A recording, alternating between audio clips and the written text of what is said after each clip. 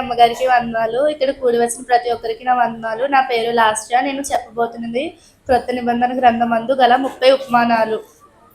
ఫలించని చెట్టును గూర్చిన ఉపమానము. మత్తయి సువార్త 3వ అధ్యాయం 10వ వచనము.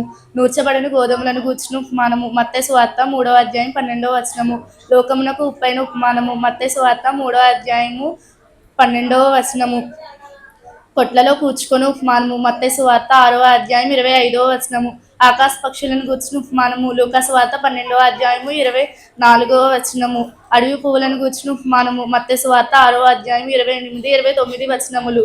కంటిలో నలుసు దూలమును గూర్చిన ఉపమానము. మత్తయి సువార్త 7వ అధ్యాయం 3-7 వచనములు.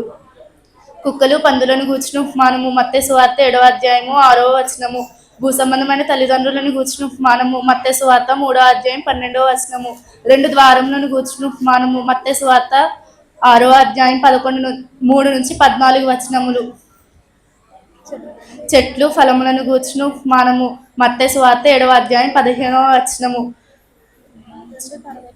2 తరగతులు గల మనుషులను గూర్చిన ఉపమానము. మత్తయి సువార్త 9వ అధ్యాయం 11-13 వచనములు. 2 పెండ్లి కుమారులను గూర్చిన ఉపమానము. మత్తయి సువార్త 9వ అధ్యాయం 15వ వచనము. తోడేళ్ల మధ్య గొర్రెలను గూర్చిన ఉపమానము. మత్తయి సువార్త 10వ అధ్యాయం 16వ వచనము. 2 పెండ్లి కుమారులను 2 పిచ్చుకలను గూర్చిన ఉపమానము. మత్తయి సువార్త 10వ అధ్యాయం 29-31 వచనములు. 2 రకముల ప్రజలను గూర్చిన ఉపమానము. మత్తయి సువార్త 11వ అధ్యాయము 24వ వచనము. 2 విధములు గల పిల్లలను గూర్చిన ఉపమానము. మత్తయి సువార్త 11వ అధ్యాయం 16వ వచనము. 2 రకములు గల జ్ఞానులను గూర్చిన ఉపమానము. మత్తయి సువార్త 11వ అధ్యాయము 25వ వచనము. బలవంతుని గూర్చిన ఉపమానము. మత్తయి సువార్త 11వ అధ్యాయం 25వ వచనము. యోనాను గూర్చిన సూచక ఉపమానము. మత్తయి సువార్త 12వ అధ్యాయం 40వ వచనము. అపవిత్రాత్మను గూర్చిన ఉపమానము. మత్తయి సువార్త 9వ అధ్యాయం 12వ వచనము. కొత్త పాత ధననిధిని గూర్చిన ఉపమానము. మత్తయి సువార్త 13వ అధ్యాయం 52వ వచనము. ప్రతి మొక్కను గూర్చిన ఉపమానము. మత్తయి సువార్త 15వ అధ్యాయం 24-25 వచనములు.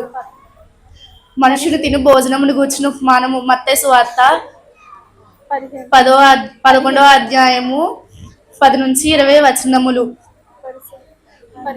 పరిసయ్యులు పులిపిండిని గూర్చిన ఉపమానము. మత్తయి సువార్త 16వ అధ్యాయము 6-12 వచనములు.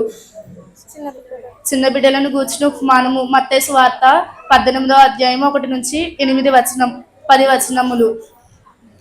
మంచి ఇంటి యజమానుని గూర్చిన ఉపమానము. మత్తయి సువార్త 24వ అధ్యాయము 43-44 వచనములు. నమ్మకమైన దాసుని గూర్చిన ఉపమానము. మత్తయి సువార్త 24వ అధ్యాయము 45-51 వచనములు. ఆంగ్రపీఠము ఆశించు అతిథిని గూర్చిన ఉపమానము. లూకా సువార్త 14వ వచనము 1-18 వచనములు. ద్రాక్షవల్లి తీగలను గూర్చిన ఉపమానము. యోహాను సువార్త 18వ అధ్యాయము 1-18 వచనము.